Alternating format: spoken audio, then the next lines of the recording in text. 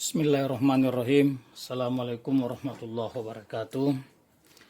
Alhamdulillahirrabbilalamin. Segala puji bagi Allah senantiasa kita ucapkan sebagai bukti rasa syukur kita atas segala rahmatnya dan limpahan nikmatnya kepada kita semua.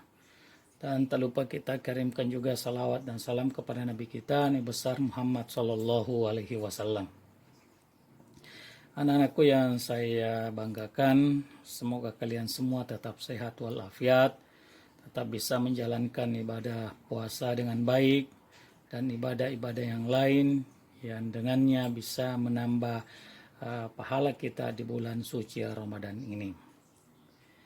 Dan saya juga berharap kepada kalian semua untuk tetap bersabar tinggal di rumah, supaya kita tetap terjaga kesehatan kita, dijauhkan dari penyakit virus corona yang sangat berbahaya. Pada pembahasan kita kali ini, karena ini adalah bagian daripada mata pelajaran kita di bab 13, yaitu terkait dengan hidup lebih damai dengan ikhlas, sabar, dan pemaaf. Tiga sifat ini kita akan pelajari pada ayat yang telah dituliskan di papan tulis. Pada pertemuan ini, pada pembahasan ini, mungkin kita akan membutuhkan 2 atau 3 kali pertemuan. Nanti kita lihat apakah waktu memadai untuk 3 kali pertemuan. Kalau tidak, ya kita maksimalkan di 2 kali pertemuan. Nah, pada pertemuan kali ini kalian dituntut untuk bisa atau mampu membaca Al-Quran dengan terlebih dahulu memahami hukum bacaan nun, sukun, dan tanwin.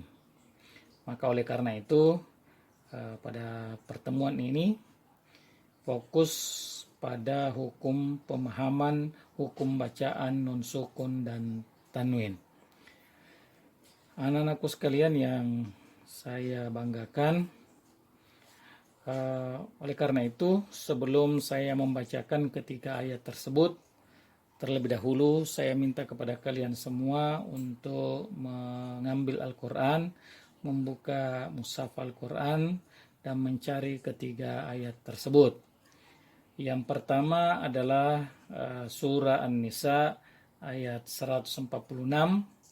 Yang kedua adalah surah Al-Baqarah ayat 153, dan yang ketiga adalah surah Al-Imran ayat 134. Nah, jadi perlu dipahami bahwa apa yang tertulis di sini ini adalah urutan surah. Al-Baqarah adalah urutan surah, dan Al-Imran ini urutan surah ketiga. Baik. Sudah dibuka Al-Qurannya, silahkan dilihat. Saya akan membacakan terlebih dahulu, diikuti dalam hati atau bisa juga diikuti secara bersuara. A'udzu billahi minasy syaithanir rajim. Bismillahirrahmanirrahim. إلا الذين تابوا وأصلحوا واعتصموا بالله وأخلصوا دينهم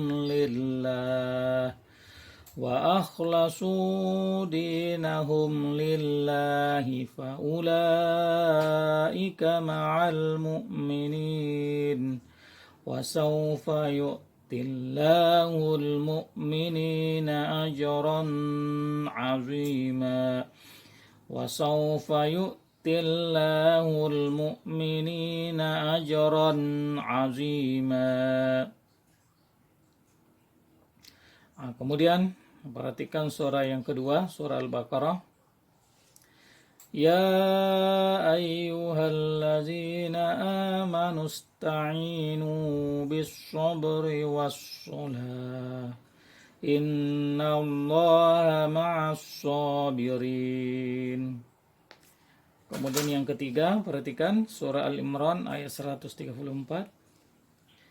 الذين ينفقون في السراء والضراء والكاظمين الغيظ والعافين عن الناس والله يحب المحسنين.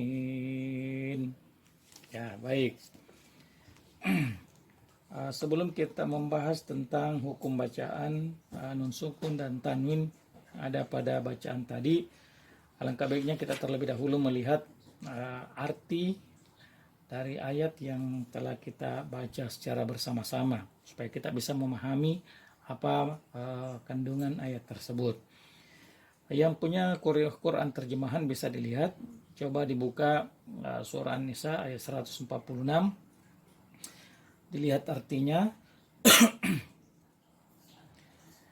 Kecuali orang-orang yang taubat dan mengadakan perbaikan dan berpegang teguh pada agama Allah dan tulus ikhlas mengerjakan agama mereka karena Allah, maka mereka itu adalah bersama orang-orang yang beriman, dan kelak Allah akan memberikan kepada orang-orang yang beriman pahala yang besar. Itu arti dari surah An-Nisa ayat 146. Nah, kita lihat ke arti surah Al-Baqarah 153. Wahai orang-orang yang beriman, mohonlah pertolongan kepada Allah dengan sabar dan sholat.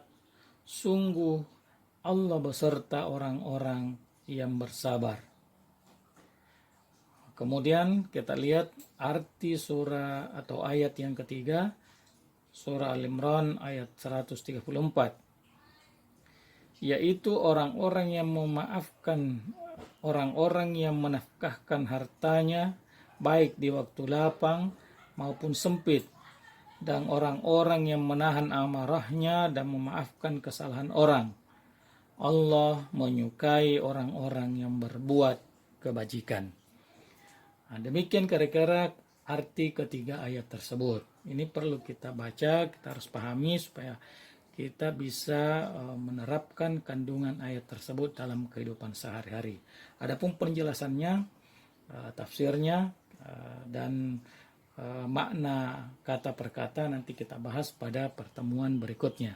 Pada pertemuan ini kita akan fokus terlebih dahulu kepada memahami hukum bacaan nun sukun dan tanwin.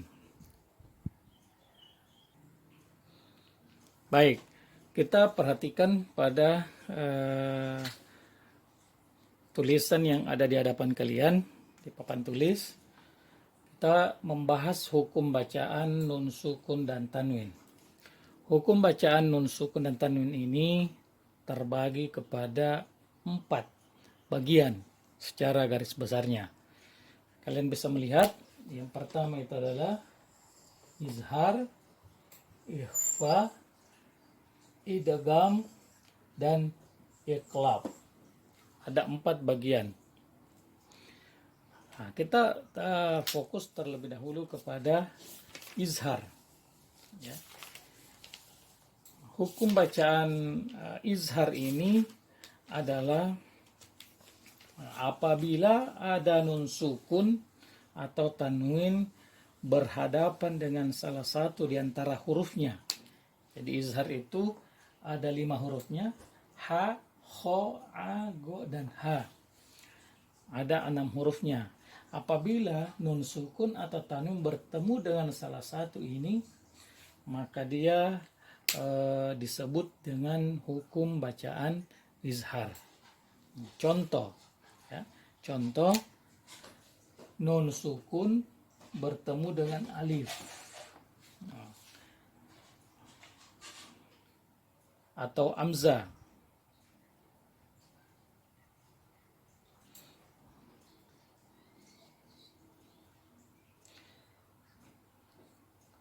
Kemudian tanwin bertemu dengan ha.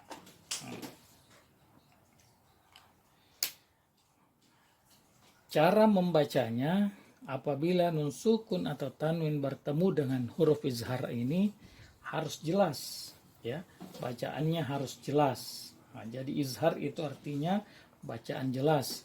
Contoh, min aqtori, a-nya harus jelas, jadi tidak boleh didengunkan.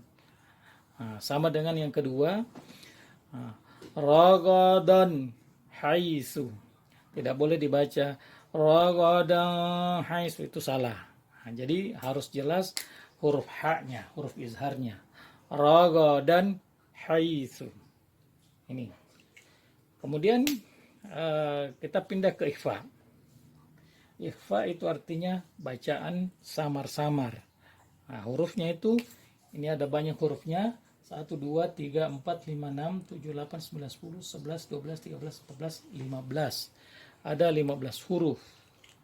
Apabila nun sukun atau tanwin bertemu dengan salah satu huruf ini, maka hukum bacaannya adalah ikhfa dan harus dibaca secara samar-samar. Contoh, nun sukun bertemu dengan ta. Ang tangfuzu, tanya samar-samar. Ang tangfuzu. Ini juga nun sukun bertemu dengan fa. Nah, jadi ada dua hukum bacaan ikhfa di situ. Karena ada dua nun sukun, satu dengan yang ini bertemu dengan nun sukun yang pertama bertemu dengan ta, nun sukun yang kedua bertemu dengan fa. Jadi ada dua huruf ikhfa di situ. Makanya ketika dibaca itu harus huruf ikhfanya samar-samar. Sebelum masuk itu sudah seperti sudah mau masuk tapi ditahan dulu. Al-tanfuzu. Jadi disamar-samarkan sebelum diucapkan. Kemudian contoh yang kedua, tanwin bertemu dengan ko. Syai'in qadir, ko-nya sudah mau disebut tapi disamar-samarkan dulu. Itu namanya ikhfa. Nah, kemudian hukum bacaan yang ketiga adalah idgham. Nah, idgham ini artinya bacaan lebur, ya, dileburkan, didengungkan. Hurufnya ada 6. Namun demikian idgham ini terbagi menjadi dua, ada idgham bigunna dan ada idgham bila gunnah. Kapan bacaan disebut idgham bigunna dan bila gunnah? Apabila ada nun sukun atau tanwin bertemu dengan salah satu huruf, ya, mim, nun, waw, ya, atau lam dan ro di idgham bila gunnah. Jadi itu bacaannya ketika dibaca, ketika ada nun sukun atau tanwin bertemu dengan salah satu huruf itu, maka cara membacanya itu harus dilebur. Contoh, nun sukun bertemu dengan na. Cara membacanya an-nafsin, nun yang pertama dilebur kepada nun yang kedua. Nah, kemudian yang kedua, hudal lil muttaqin. Hudal lil muttaqin. Ya. Demikian juga dengan lam dan ro. Ya, itu termasuk hukum bacaan idgham, namun idgham bila gunnah. Bila gunnah artinya tidak didengungkan. Langsung masuk. Kemudian iqlab. Iqlab artinya beralih. Huruf iqlab ini hanya satu, hanya huruf ba. Hanya huruf ba saja sendiri. Jadi apabila ada nun sukun atau tanwin bertemu dengan ba, maka hukum bacaannya disebut dengan iqlab.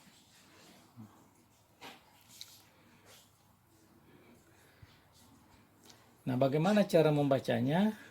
Nah, cara membacanya itu nun itu masuk penyebutannya seolah-olah masuk di ba. Jadi seolah-olah ada mim di situ, bukan nun yang terbaca tapi mim ba'di. mim ba'di, itu beralih. Nah, iklab itu artinya beralih. Jadi nun tidak tersebut di bibir, tetapi seolah-olah ada mim di situ yang tersebut. Mim ba'di. Ya. Inilah hukum bacaan nun sukun atau tanwin. Ada 4 pembagiannya. Kemudian idgham kembali dibagi menjadi 2, idgham bi gunnah dan idgham bila gunnah. Nah, sekarang setelah kalian melihat video ini, maka kalian semua diminta untuk mencari dan menuliskan contoh bacaan izhar, bacaan ikhfa, bacaan idgham, baik bila gunnah maupun bi gunnah, dan bacaan iklab dalam Al-Quran. Nah, saya minta kalian untuk mencari masing-masing 5 contoh dari keempat pembagian hukum bacaan sukun dan tanwin ini. Jadi 5 contoh ikhfa, izhar, 5 contoh ikhfa, 5 contoh idgham, dan 5 contoh iklab. Kalau iklab ya 1 contoh saja. Iklab 1 contoh karena cuma 1 hurufnya. Jadi 5, kembali saya ulangi, untuk memantapkan pemahaman kalian, kalian diminta untuk mencari masing-masing 5 contoh hukum bacaan izhar, 5 contoh hukum bacaan ikhfa, 5 contoh hukum bacaan idgham, dan 1 contoh bacaan hukum bacaan iklab. Nah, misalnya kalau izhar ini kan ada 5 huruf, masing-masing huruf 1 contoh. Ikhfa terserah dipilih saja, ada 5 huruf bisa dipilih untuk dijadikan contoh. Idgham juga demikian, 1 huruf 1 contoh, dan iklab 1 contoh. Baik anak-anak sekalian, saya kira demikian penjelasan saya terkait dengan hukum bacaan nun sukun dan tanwin pada materi hidup jadi lebih damai dengan ikhlas dan sabar dan pemaaf pada 3 ayat yang sudah dibacakan tadi secara bersama-sama. Nah, selanjutnya silahkan mencari contohnya seperti yang saya sampaikan tadi. Setelah itu dituliskan, kemudian difotokan dan dikirim ke ketua kelasnya masing-masing, biar ketua kelasnya mengumpulkan semua hasil jawaban kalian, dan jangan lupa menulis nama lengkap dan kelasnya. Kemudian setelah itu dikirim ke ketua kelas, dan ketua kelas mengumpulkan dalam satu folder, kemudian dikirim ke saya melalui email saya. Demikian untuk pertemuan kita kali ini. Harapan saya kalian bisa memahami, bisa mempraktekkan dalam membacaan Al-Quran kalian setiap hari, dan jangan lupa menjaga kesehatan.